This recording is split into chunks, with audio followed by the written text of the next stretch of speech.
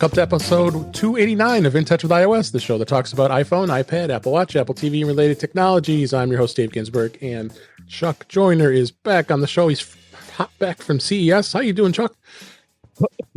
I'm fine, Dave. That tells you I'm back from CES with yes, it's a bit of a cold, CES bit of this, a crud. bit of that. Yeah, but what are you going to do? It's good to be here. I'm glad I was alive enough to join. Yes, I'm so glad you're here. And I'm also glad that Jeff Gamet is here this week. How you doing, Jeff? I'm doing all right. I'm assuming I'm doing better than Chuck because I'm not coughing. I'm not sick. And yeah, go me. Go you. And the last but certainly not least, Ben Roethig is here. Or is it Roethig? How you doing, Ben? It depends on if you're my car dealership's service department or not. Yeah. But I'm good, there. Dave. Good. I'm glad to hear that. I'm so glad everybody's here this week.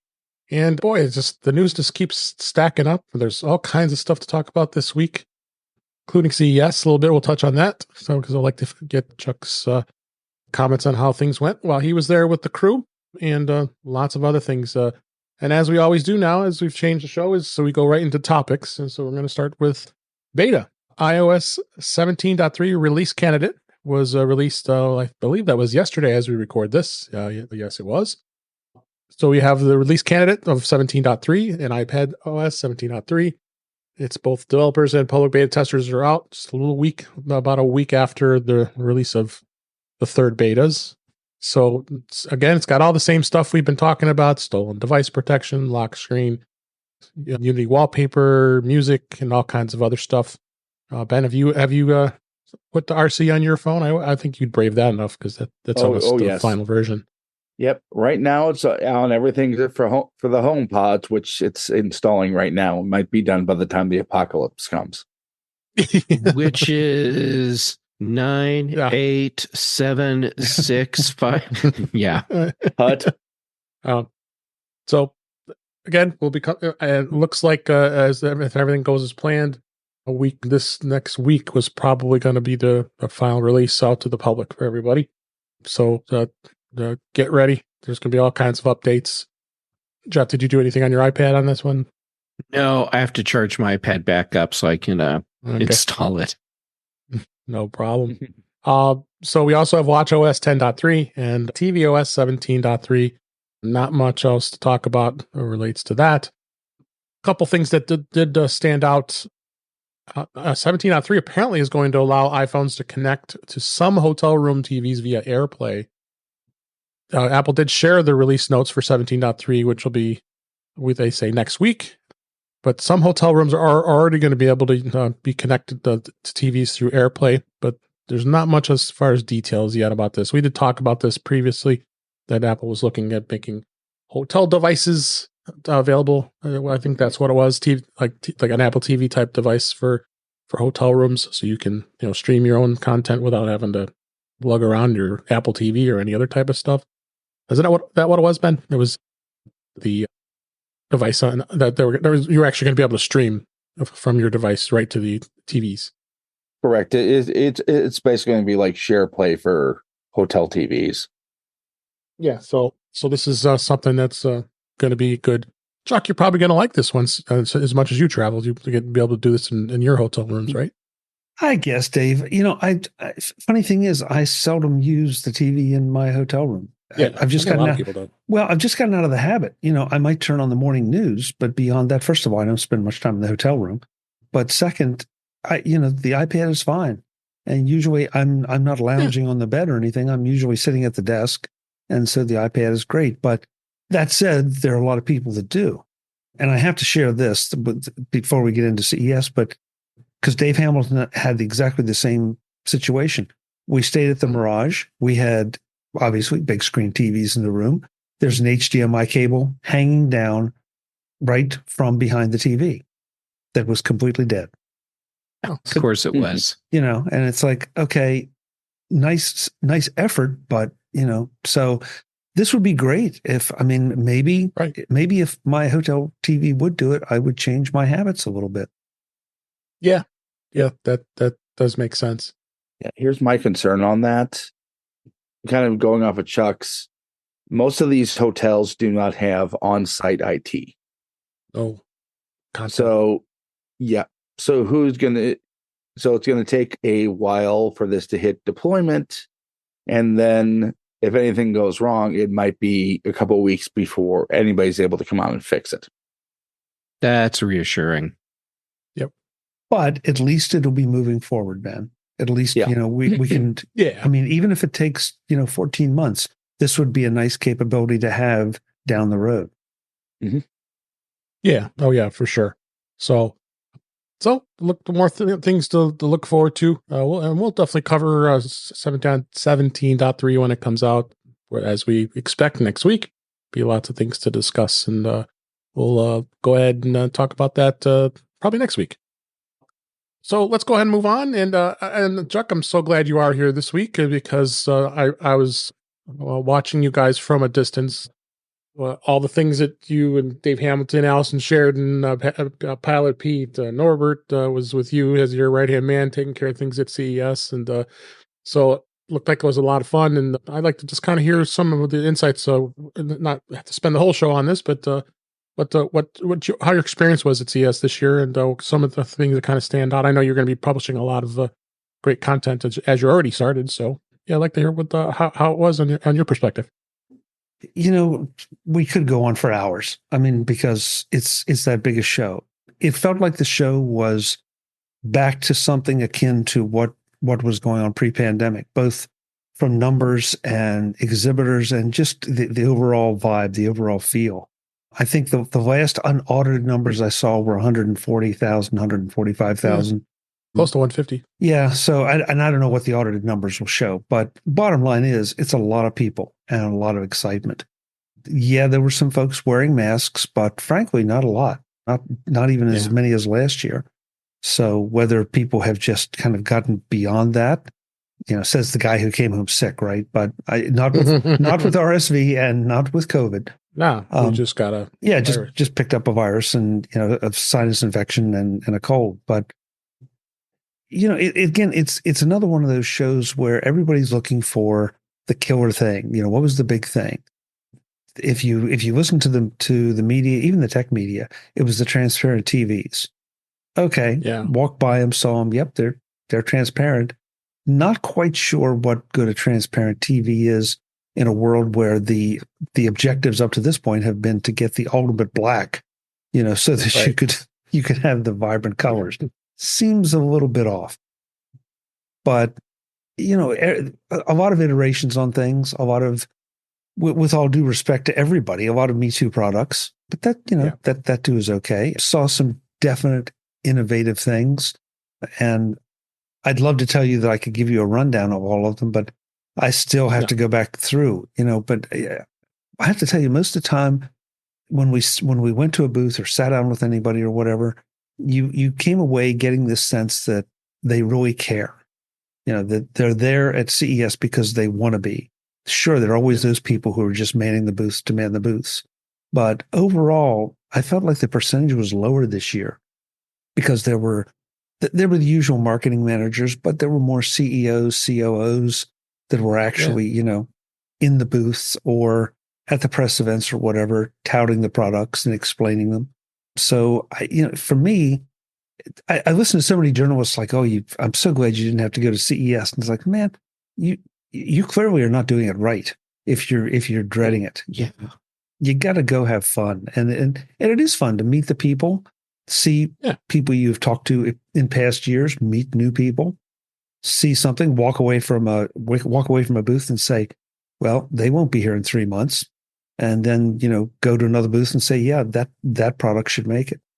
So, I'm happy to try to answer specific questions for the people we saw. But bottom line is that CES, as long as you go with a plan, and every year, I admit, my plan gets a little better because every year I find flaws in it and refocus. This year, we did a little less, I'm not ready to say wandering, but we did not allow ourselves to be distracted by walking by a booth and say, well, that's cool. Let's stop and talk to them. We sort of had our map and we had our purposes. And then if we had time left over, maybe you'd circle back.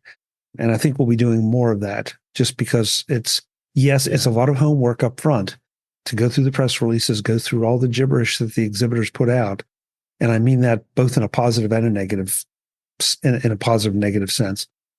But, at the end of the day, it makes for your on the ground time, whether it's the press events, whether it's meetings in hotel suites, or whether it's just on the show floor.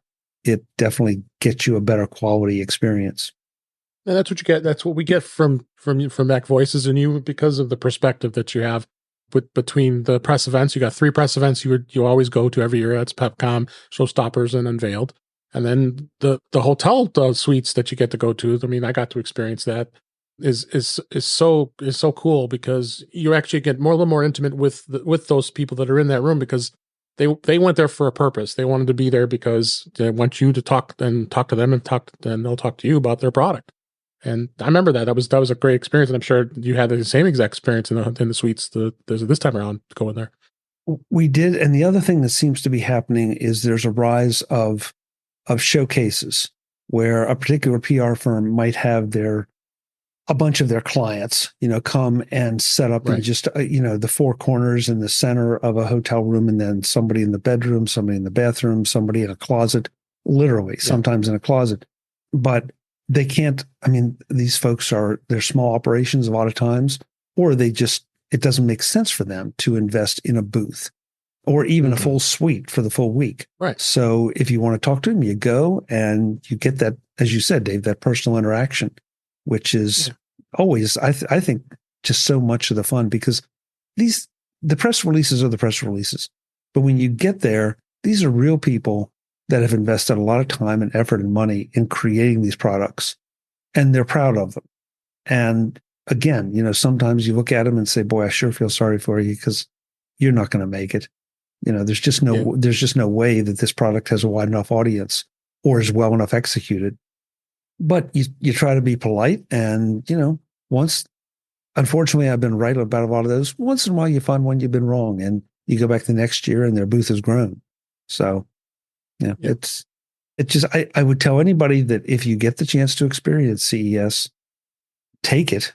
Just be warned that it is a bit of a physical beating. It's massive, and yes, you can do a lot of walking. Yep. Do you want to add anything, Jeff, on this? Chuck really nailed it.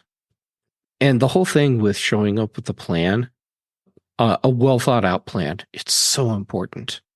Otherwise, you're just running around wasting time, and you're not going to be talking to the people you need to talk to. And that's a lot of money to spend to just waste your time. It's expensive to be there at that time of year. Mm-hmm. Yep. Not only that, but if you're physically at a conference, it's taking a toll on your body.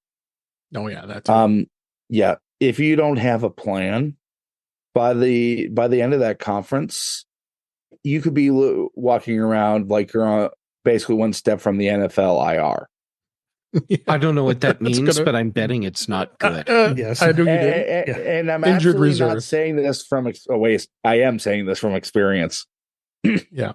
I admit, by the time I wrapped up this time around, because I was just starting to get sick, it's tough. But for anyone that knows Vegas, and knows the convention center, this year you had the new West Hall was open and full. You had the North Hall and the Central Hall. Then you had all of the Sands Convention Center, including Eureka Park at the bottom level, which is quite literally.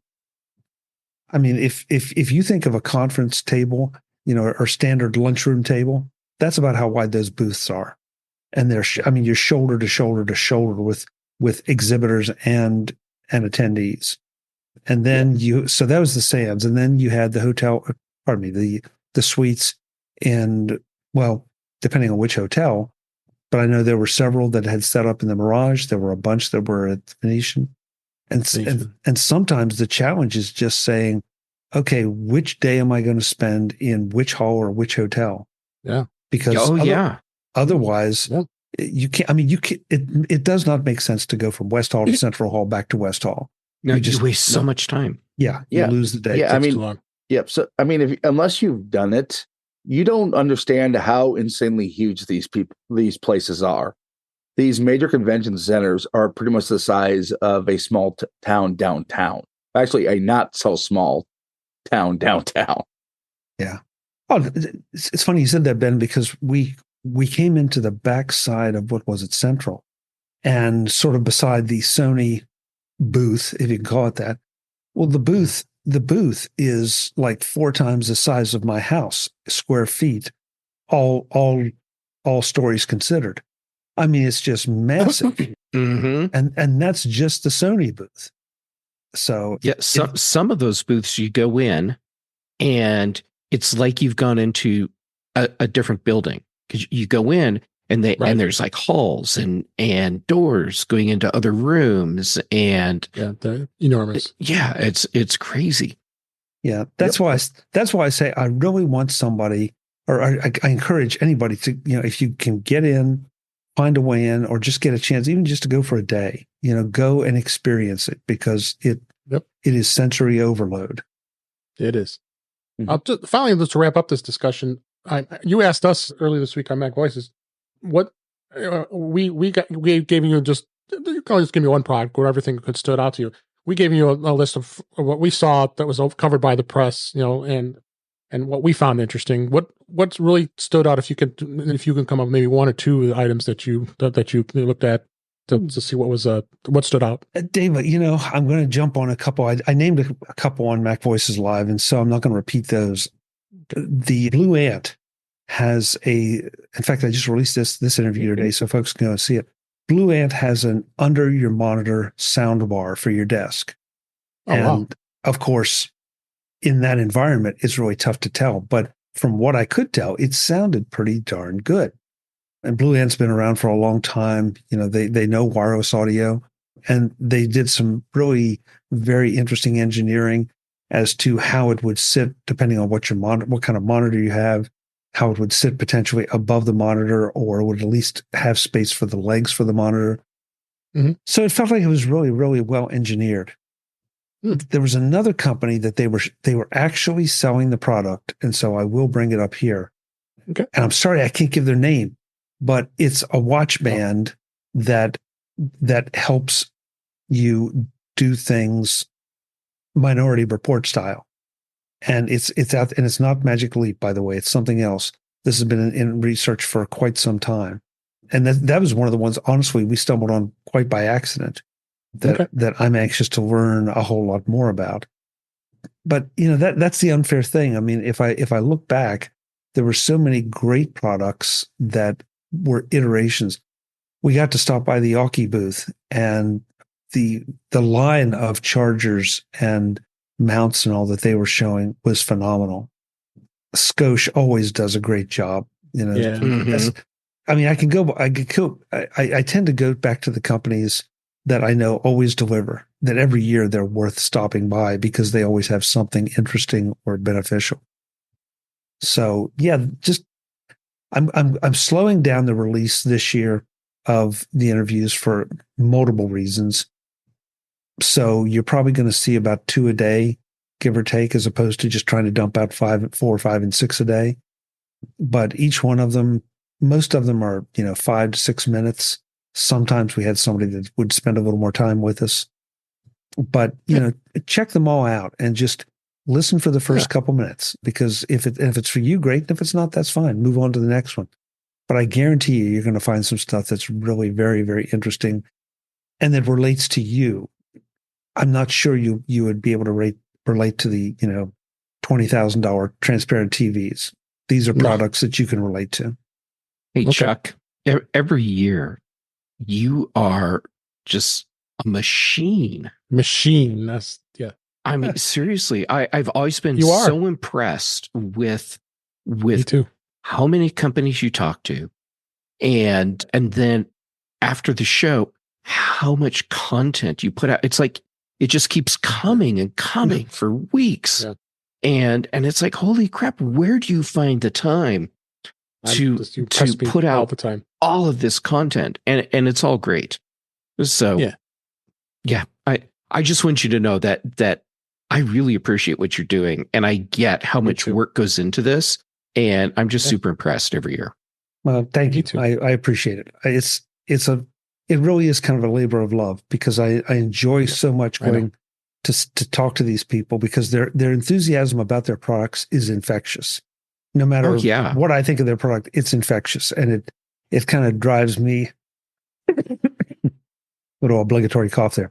It drives me for the rest of the year, because I want to see what actually makes it to market and how it's going to be received. So thank you though. It's just listen, it's like going to the candy store and you just want to grab everything and get your hands on because you're only there for a few days.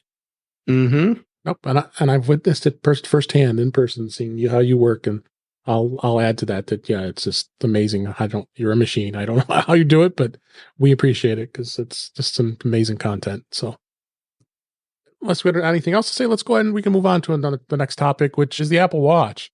This has been hot in the news this week. Apple lost their appeal, so they have to either remove the watch from the Apple Watch Series 9 and the Ultra 2 from market, or they opted to now they're going to remove the blood oxygen sensor, so it's not going to be, and I don't know if it's a sensor or just the software. Just the software.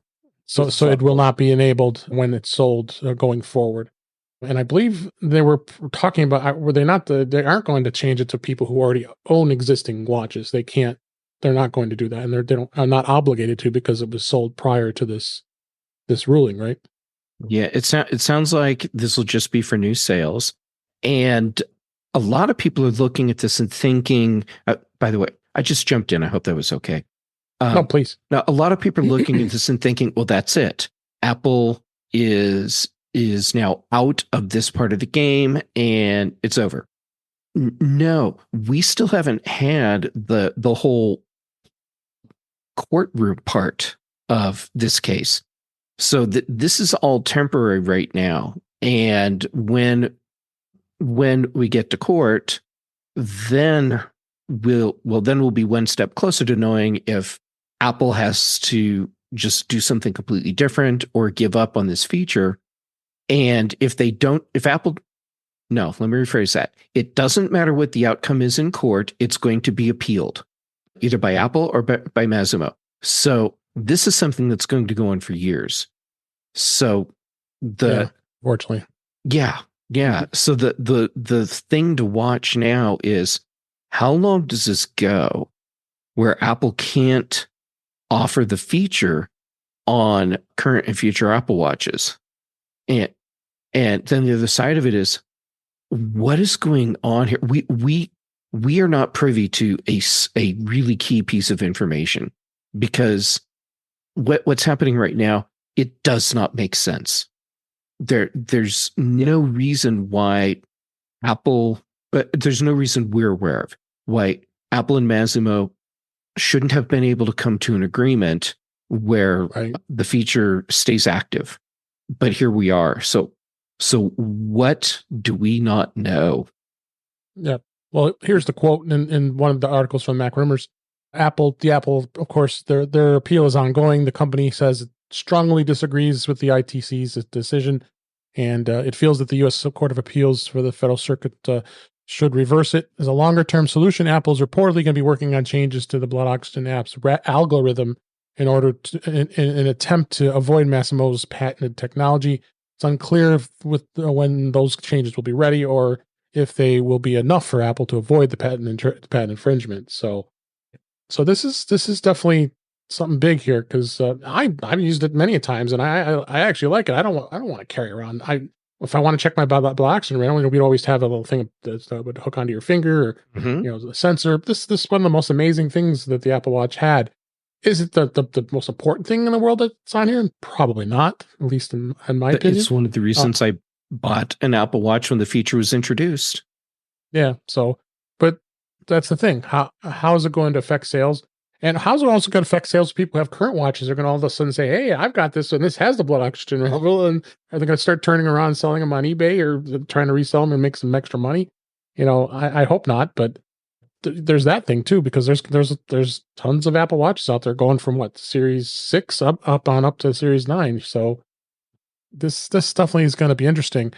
the other thing interesting was today, as we record this, there was a quote from the Masimo CEO. He says, the Apple Watch blood oxygen tester is not reliable. Customers are better off without it.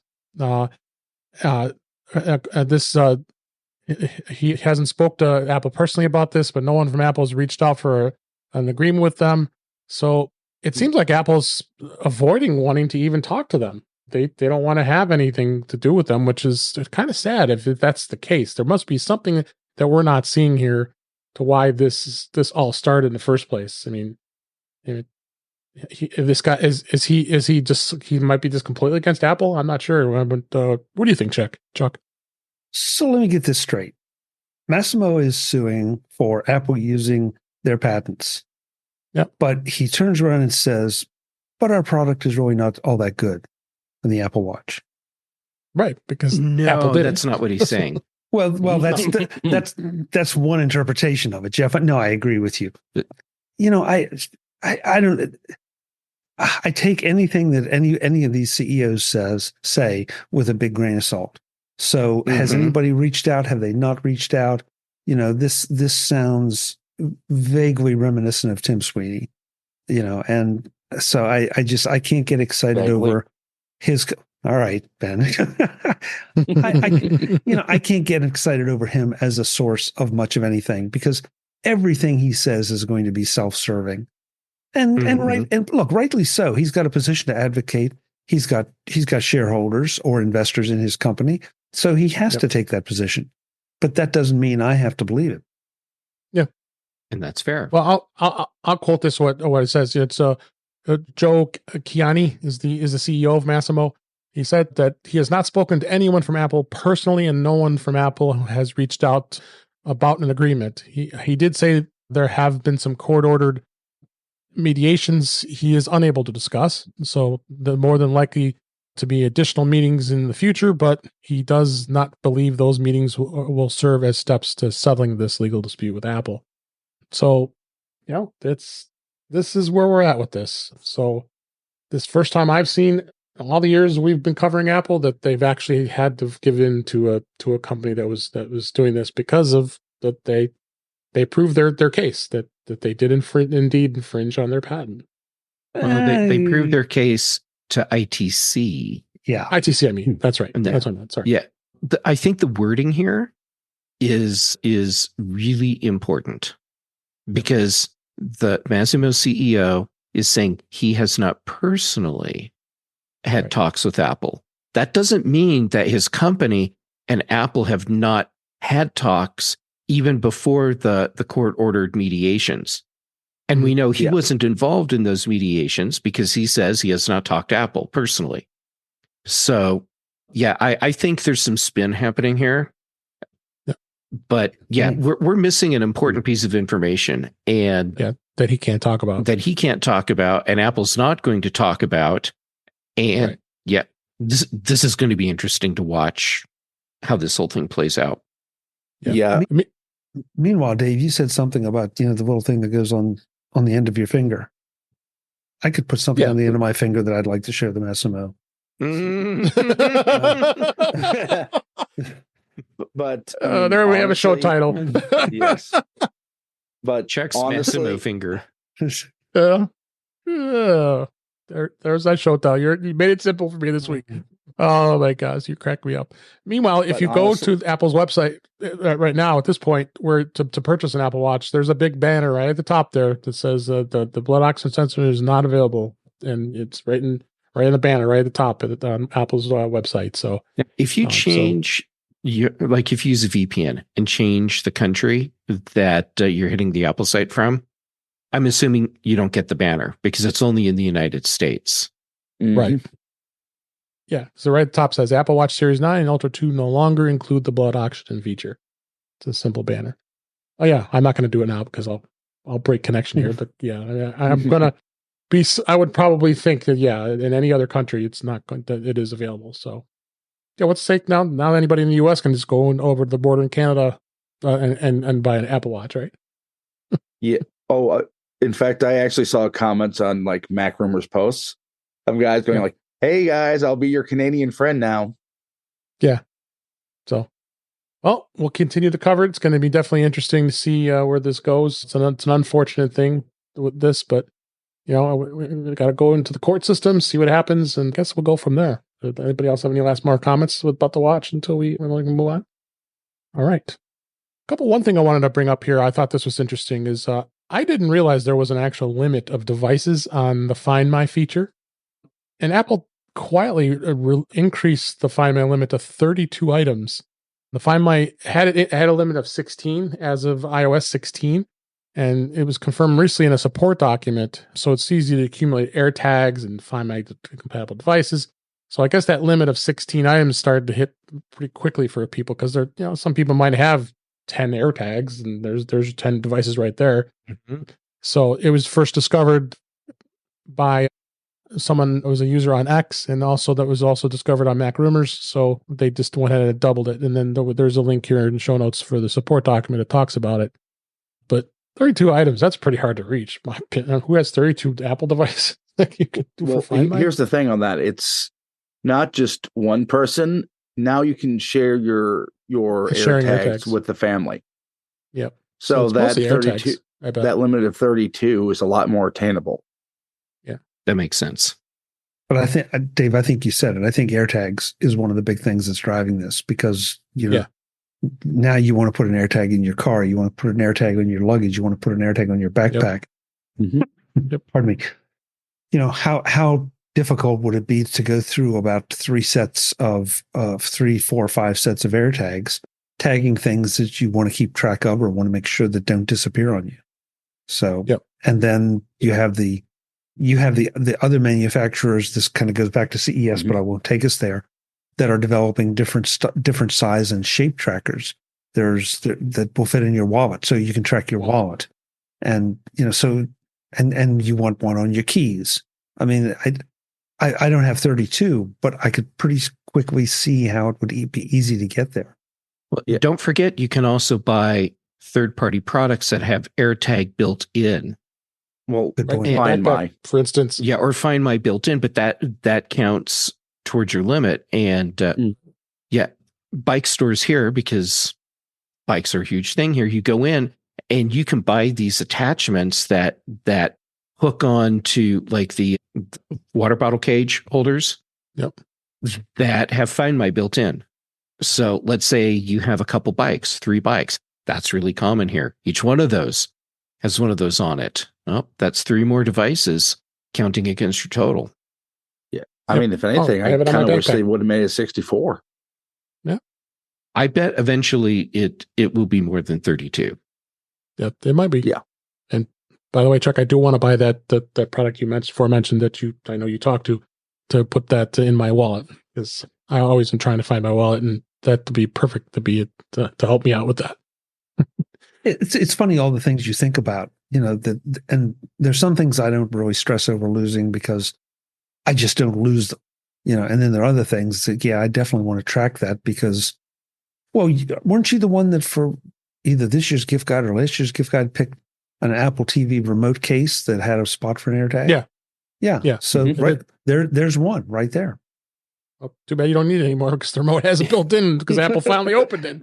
But that's still one. No, that's it was, yeah. Well, don't need it anymore now. So, yeah. But yes, you are correct. So that's gonna be interesting. See where that goes. So we wouldn't have to be able to go off the show without talking about Vision Pro. I mean, that's got a lot of discussions going on right now. So I had some more discussions I wanted to hit. A couple things that actually stood out to me that the Vision Pro may not have. I find interesting. The first one is the fact that Apple did get the FCC approval for the Vision Pro this week. Obviously, they had to get that ready before they could release this. So, but it does show that it does not support Wi-Fi 6E. I find that to be very interesting. Why we don't only go to Wi-Fi 6? So, almost convinced me, like Ben, you've always been saying, this is a 1.0 product. This might be truly a 1.0 product if you're not even supporting the most latest version of the Wi-Fi standard beyond 7, of course. I mean, it might even be pretty much a 0.7 product at this point. Yeah, for sure. Do you have thoughts on that, Chuck? The only thing is lead times.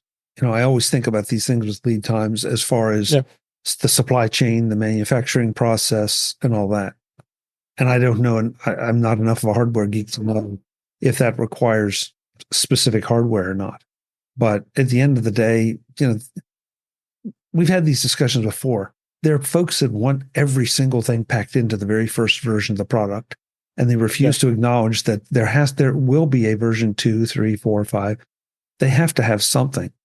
And I just have to wonder how important that particular standard is to what the Apple Vision Pro is right now, or will be in a couple weeks.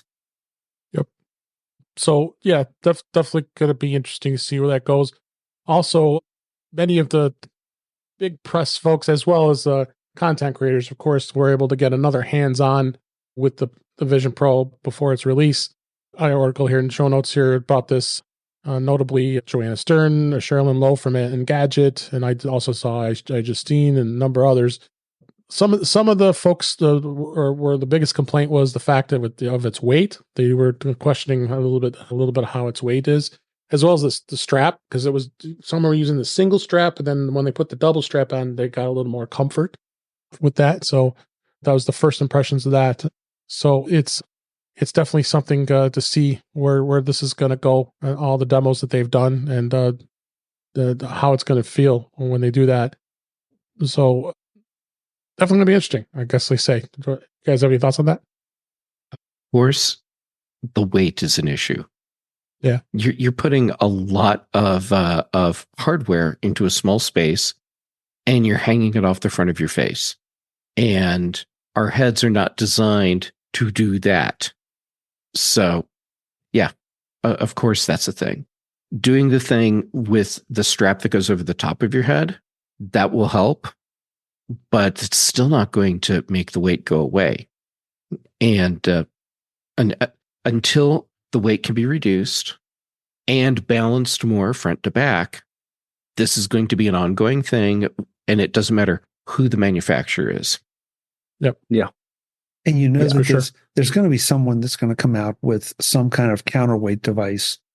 As Jeff said, and it's a great point that, you're putting this here in front of your face, so it's naturally going to pull. So if you could counterweight it a little bit, but then that means there's even more weight on your neck. So, this is a terrible example, but I'll use it anyway. But when I was a kid, I caddied at the golf course. And it was always easier honest to God, it was easier to carry 2 bags than one, because you were balanced. And so you're carrying a lot more weight, but you're balanced. And I definitely foresee somebody coming out with something like this that's going to look a little bit clunky, but probably is going to be functionally useful and beneficial. Yeah. Yep. Look, the Vision Pro Revision A is about getting the ball rolling. Right now, it's subject to existing technology, which leave it kind of bulky and heavy and unobtainable for most people. Right. Apple is playing the long game with this. Future Visions and Vision Pro and Visions Pro will be lighter, will be more obtainable. People have to be patient. This is where just look at how chunky the first iPhone was. Look at Mac laptops. Yeah. Go back to the 90s and then follow that all the way up through the MacBook Air and the current MacBook Air. Mm-hmm. Yeah. Or how about the original Mac Portable? That's kind of where we are with Vision Pro today. You mean the one with the lead acid car battery? Yeah, the Mac Luggable. Yeah. Pretty much. Looked like a sewing machine. Yeah. Yeah. Oh my God, you're right. It did. Yeah. Oh yeah, I think that thing was huge. But even the original MacBooks, by today's by this, you couldn't wait to get your hands on one. But by today's standard, it's like, I carried that around. I used that, really? With that tiny screen and it was so heavy. Yeah. Yeah. Yeah. I still have my 900 megahertz G3 Icebook. That thing is way thicker and heavier than my 14-inch MacBook Pro. And that doesn't even have a handle on it. Yeah. Like my original iBook. The toilet seat version. I've still got one of those in the basement. Yep. So one more thing I'll mention is the App Store is launched. So people are already starting to look at the App Store, what's going to start being available to developers. We'll see that. But I'm going to save a few of the other things we can talk about on the next show, because there's, like I said, it's going to be endless. So we'll still be talking about it. They are going to have pre-orders it's actually tomorrow, is it not? Tomorrow. Yes, it is tomorrow. Tomorrow, the January 19th, as we record this. So you pre-order it, was it 5 a.m. Pacific time, which is 8 a.m. Eastern time. So everybody's going to be breaking down the doors to buy one of these tomorrow, right? So we'll see where it goes. So that's some of the topics. I wanted to hit some of the news stories I had on this week, and I can't believe this, that it was actually 1 year ago today, January 18th, 2023, as 2024, as we record this, that the Apple reintroduced the HomePod. It's been 1 year since that happened. If we remember, they introduced it in 2017. I've got two of the original OG HomePods, and a few of us here too as well. And the price was high, and when it started, the price started dropping down, and then now it's out, and it's been back on the market for a whole year, and they haven't really done much with it since. I don't know how, you don't hear much about it, but they did add some good features to it, like using have the ultra wideband chip, and a lot of other couple features. So what do you think, Jeff? I know you love the HomePod so much. The new one. I have a very dysfunctional relationship with HomePod, because I know that the HomePod's dysfunctional. Yeah, I mean, I love the HomePod, and it just frustrates the crap out of me at the same time, especially because I know what it should be able to do. Mm-hmm. And yeah, so the fact that we haven't seen or heard anything new about a HomePod refresh or a HomePod mini refresh, I am not surprised at all. This is a product that Apple is taking a very slow approach to refresh cycles. And I would like to see them do something with the home. Well, what I'd like is the OG HomePod with all of the features that the second gen HomePod has, because the OG HomePod has better audio quality. So give me the better audio quality, all the new features, and that'll be cool. But still, I am not. This is a casual entertainment device. This is not part of your true voice controlled life, because that part is still. Oh my God, it's even more broken today. Here we go. I'm about to rant. All right. Yes, yesterday, I did one of my S-Lady commands, which triggers a shortcut that does a very specific light setting. And it's broken. And then I realized other shortcuts that I call through the S-Lady via HomePod, they are all broken. And then when I went to well, it turns out they're just broken in general. I went to my iPhone and I tried to just manually launch the short, and it doesn't even work. Anyhow. Well, yeah. Or my favorite one. Hey, S-Lady, turn off the timer. Sorry, since the timer is on the phone and not this HomePod, and we cannot bother to have devices communicate, I can't do anything. Or okay, how about this one? There's music playing on the HomePod in the room where you are. Your phone rings, but you can't get your HomePod to automatically pause when you answer a phone call. So you say, "Hey, S-Lady, pause."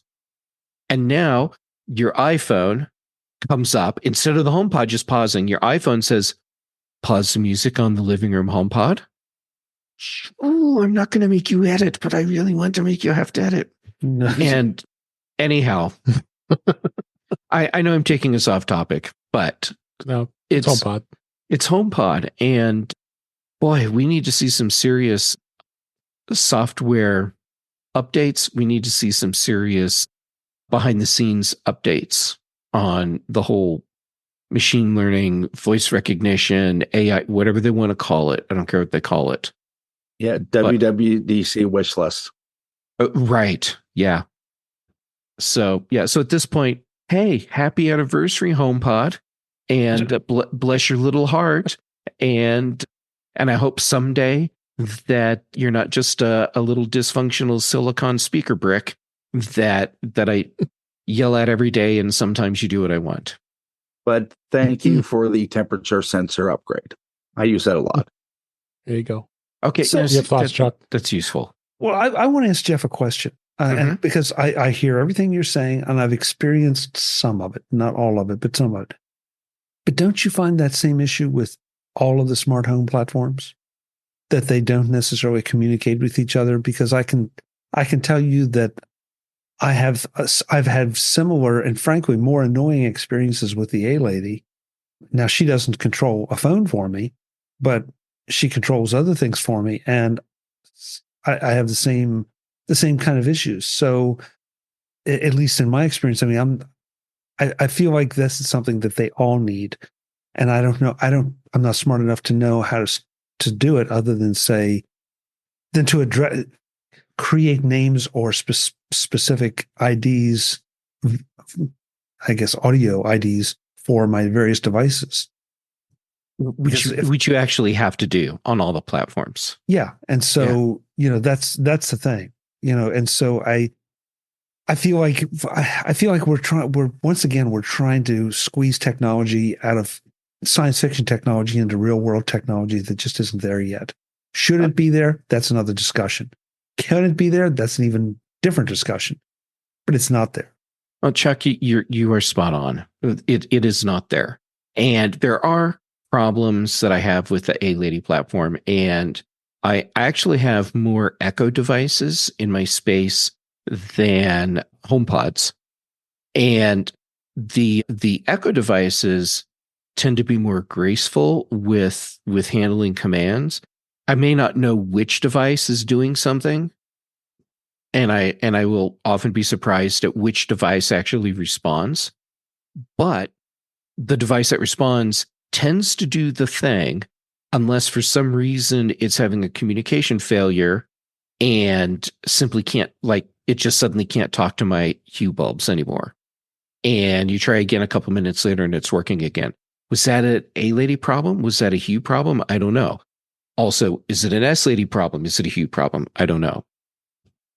Here's where I see the big difference between the A-Lady and S-Lady issues that I have. With the A-Lady, I have to be trained how to say the exact things, use the exact words in the correct order to make something happen. So I have a certain expectation of how this is going to work because of the way I have been trained. With the S-Lady, you don't do that. So it's supposed to be able to learn from you and process and come to the correct conclusion and do the correct task without you having to be trained how to say something. So that totally changes the dynamic of what I expect to happen.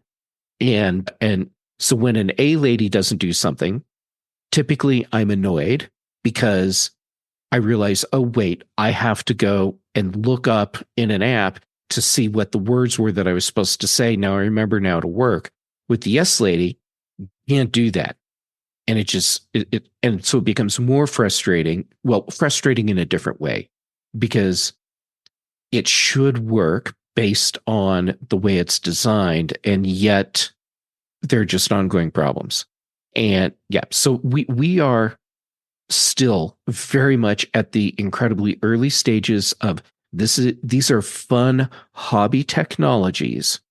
These are not technologies that I see as products that any of these companies should be promoting as a true customer feature.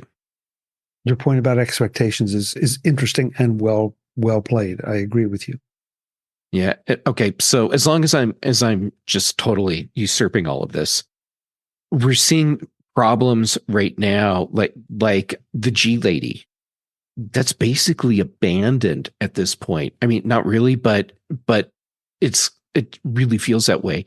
The A Lady, Amazon is completely at a loss how to not lose money by the truckload on their voice recognition technology. And they're even at the point where they are field testing, making people pay to a subscription to use the A Lady. They want you to pay to use something that is fundamentally broken.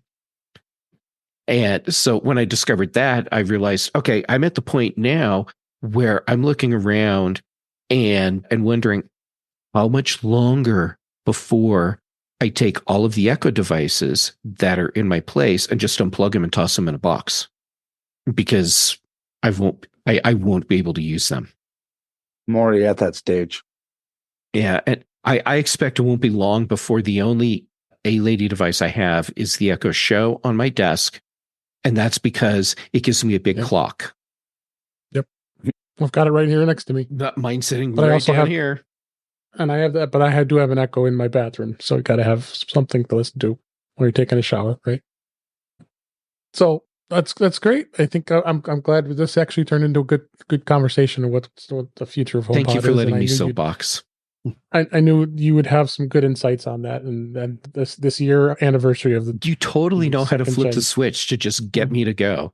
It's okay, Dave. Here's what I'm picturing. You're thinking, we might be thin on content tonight. Okay, I'm going to bring up HomePod, and then I'm just going to sit back and let Jeff go. Buckle up. Strike the match and watch what happens. It's all good. It's all good. So we got a couple more topics here, just news stories before we wrap up here. U.S. developers can now offer non-app store purchasing option, but Apple will still collect commissions. This was a couple days ago as we record. Apple is making major changes to the U.S. iOS App Store policies, and developers are now able to direct customers to a non-app store purchasing option for digital goods. Apple is allowing apps to feature a single link to a developer website that leads to an in-app purchase alternative. But Apple will plan to continue to collect the 12 to 27% commission on content bought this way.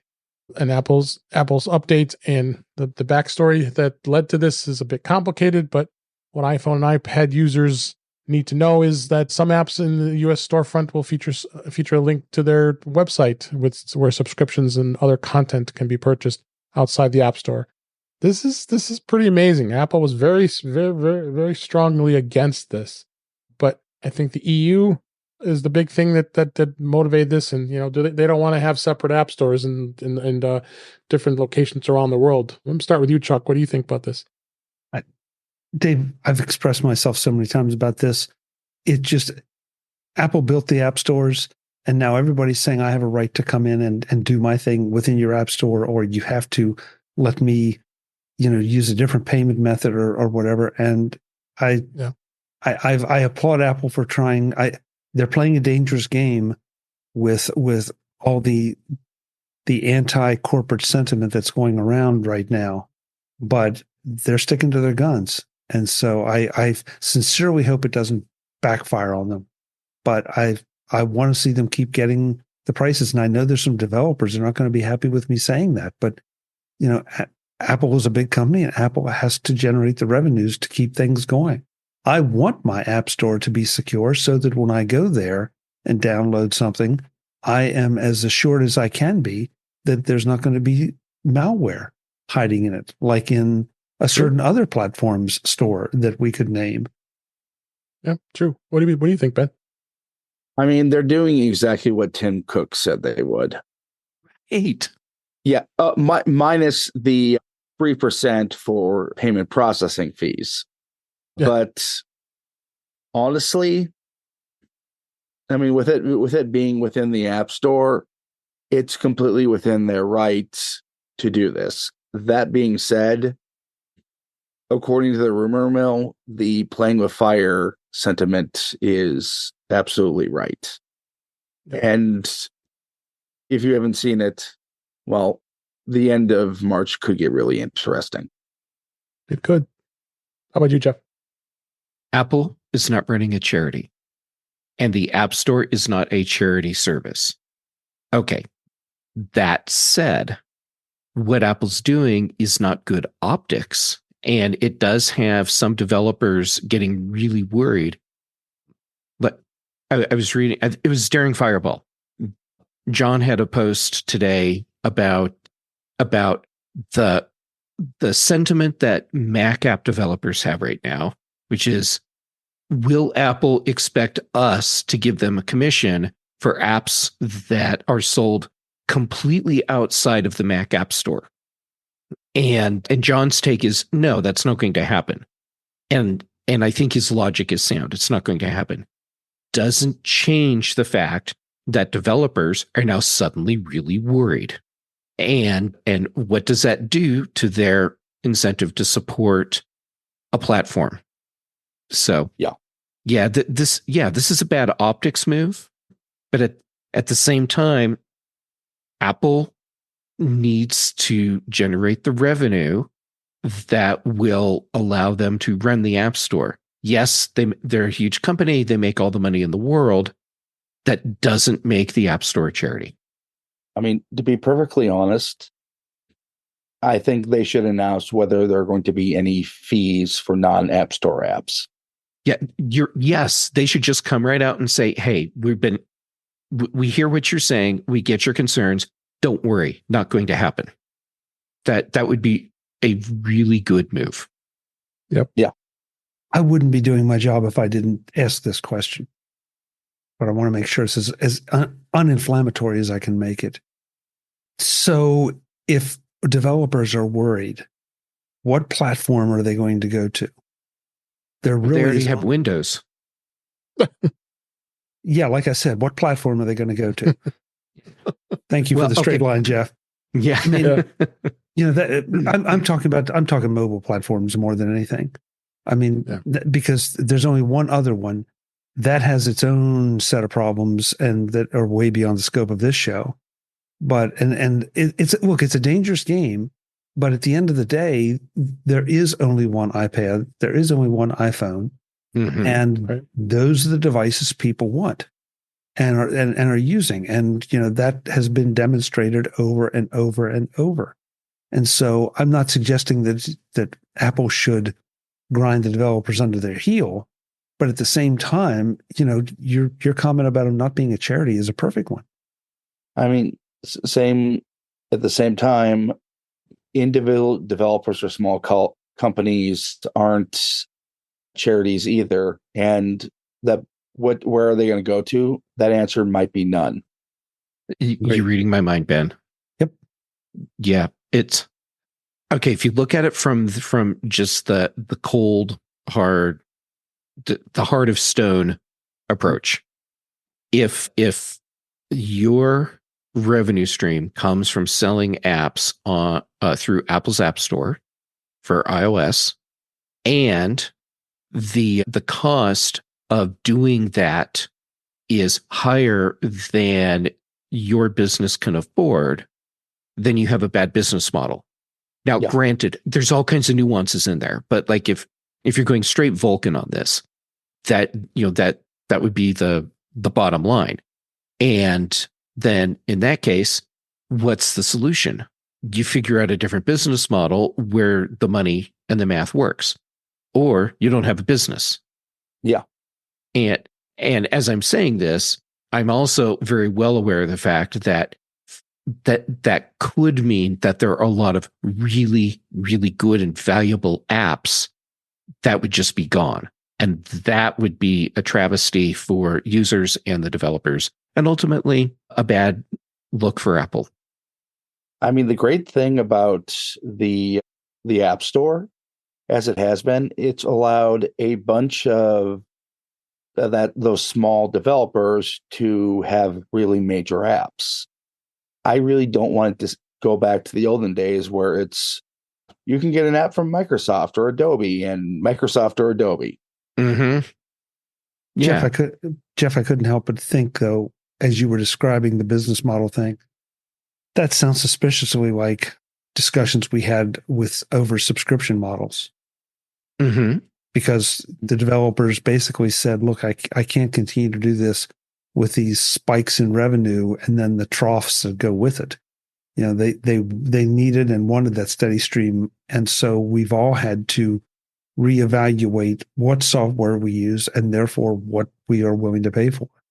And that's totally reasonable. I mean, developers, they had to evaluate their business model, and they realized subscriptions are the way that they can sustain their business.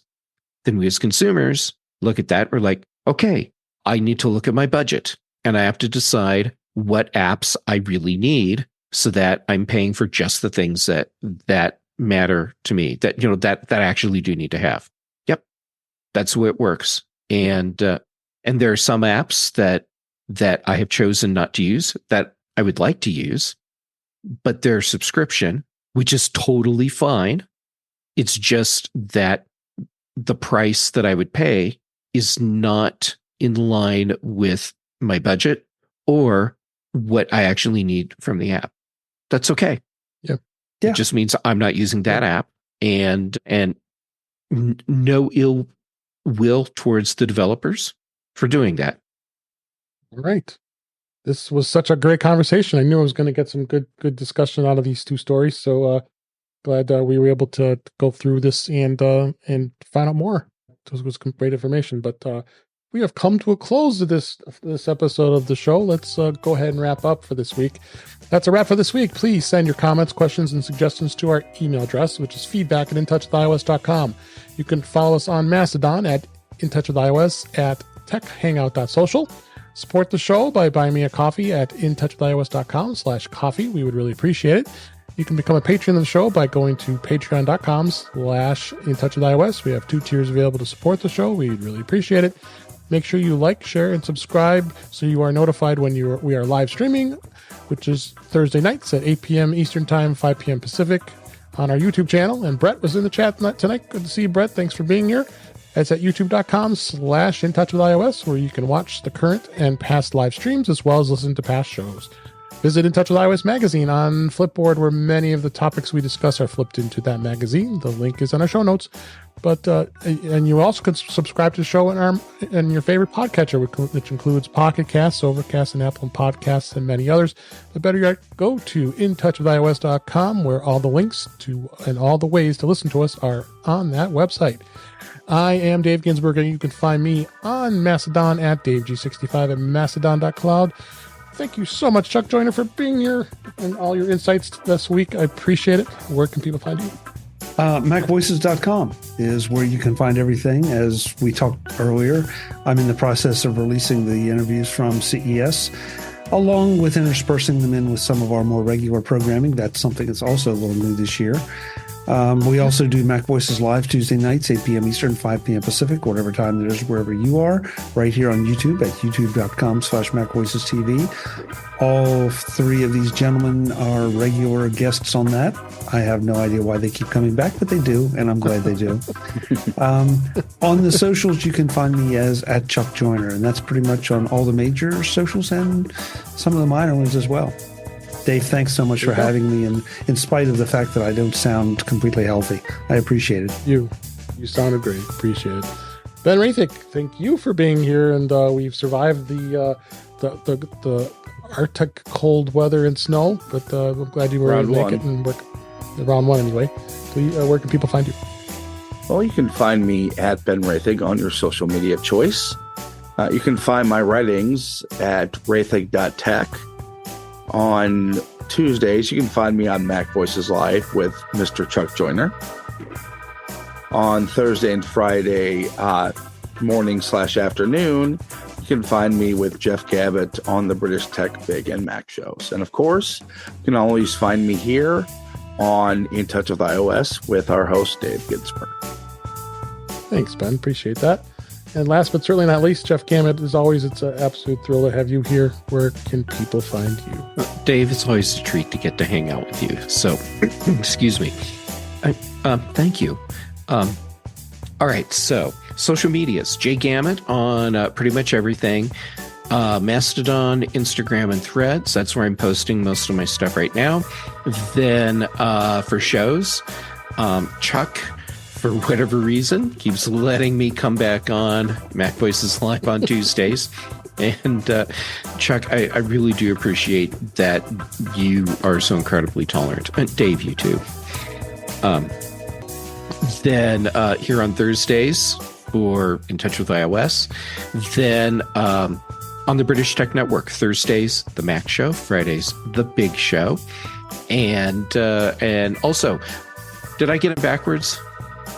Whatever. Yes. Just whatever. I'm doing both the shows, and it's what everyone else said for the days. That's what matters. Anyhow, Yes. and the Context Machine. Brian Chaffin and I do that too. Yes, that's a great show. All right. Thank you. And thank you for listening. We hope you enjoyed the show, and we enjoyed doing it. And we'll talk again soon.